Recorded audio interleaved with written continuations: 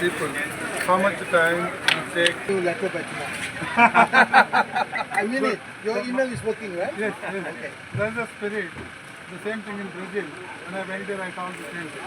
He said, I can do everything for you in 45 days. So that's how we work. Okay. Yeah. I give you my card. Yeah. So actually, I'm actually they do near to your plate. Will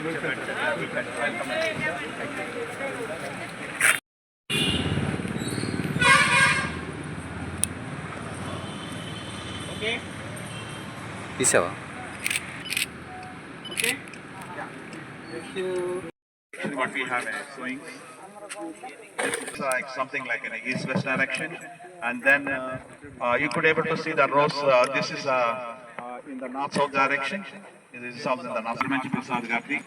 This land. This is about 15 acres of land. For last several years से हम काम कर रहे हैं. इधर जुलाई 16 को हम BP2 Bapatla 5204 sowing किया था. सेम दिन में हमको अच्छा मिला था. सो अभी तक पानी नहीं दिया बिकॉज थोड़ा रेगुलरली ड्रिजल हो रहा है. So this is the one. So he is mister Prasad garu. So and this is a north-south direction. So we have a seeding in different seed rates. Like one is 10 kilos per acre, 15 kilos per acre, and then 20 kilos per acre, and 25. We can able to see the difference. You know, when we have a flax and we have, the rain is going to come, might be what could be their problem. These are the issues.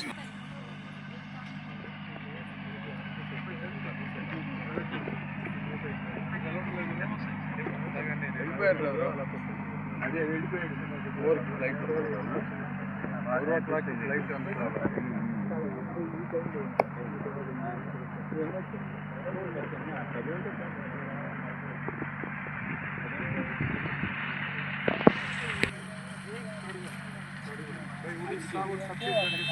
Something ఏదో ఉన్నా అది బయటకు వెళ్ళి కష్టపడినా కానీ 1000 రూపాయలు సంపాదించుకోవచ్చు. ఇక్కడ ఎంత చేసినా కానీ 5 ఎకరాలు చేసినా ఫ్యామిలీ మెయింటైన్ చేసిన కష్టంగా ఉన్నటువంటి పరిస్థితి. అలాంటి పరిస్థితుల్లో దీన్ని లాభసాటిగా ఎలా చేయాలనే ఉద్దేశంతో దీని మీద పరిశోధన చేసి అంటే దాన్ని ప్రత్యామ్నాయంగా వచ్చేసేసి యాంత్రీకరణ ఏ విధంగా చేయొచ్చు అనేటువంటి దాని మీద అంటే ఏదైనా కానీ ఒక సంవత్సరంలో అవుతాయి ఖర్చులాడుతుంది గ్రాడ్యువల్గా చేస్తున్నాం. అంటే మొదట ఎవరైనా చూసినప్పుడు కొత్తదనం ఏదో చేస్తున్నారని అనుకుంటారు, కానీ నిదానంగా వస్తుంది. మనం అనుకున్నాం బీపీటీ యావరేజ్గా వస్తుంది అనుకున్నాము, ఏది 20 వస్తామని అనుకున్నాము. ఆ మార్పు రావడానికి కొంత టైం పట్టింది. ఏదైనా కానీ అంటే అల్టిమేట్గా ఏంటంటే అంటే గ్రామాలుగా వస్తున్నారు. అంటే ఏమన్నా అంటే 80 సంవత్సరాలు ఉంటాయి పెద్ద ఆయన. నాకు 5 నిమిషాలు టైం చూస్తే నేను 3 పాయింట్లు చెప్తానయ్యా. మీరు చెప్తే ఎన్ని కూడా పొద్దునే చెప్తాను. యా సర్కిల్ యా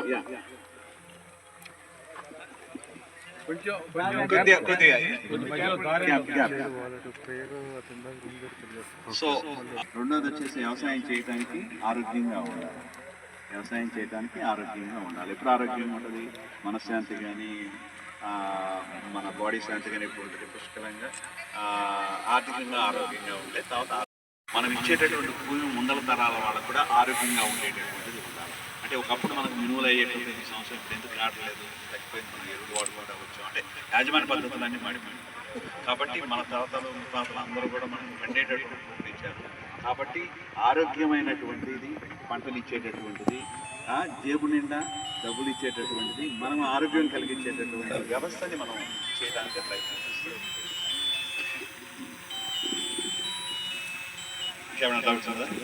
మనకేం అర్థం కాలేదు. అవునా? వినపడుతుందా అందరికి? విన్నాము, అర్థం అవుతుందండి. ఏమర్థమైంది చెప్పు. నీకేమర్థమైంది? ఆధునిక పద్ధతుల్లో చేయమన్నారు సార్. దగ్గర పెట్టుకో. అది మాకు చూద్దామని చెప్తాను, చూద్దామని చెప్తాను. ఎందుకు మనవుళ్ళైనా ఎందుకు మన పొలాన్ని వదిలిపెట్టి వెళ్తామండి.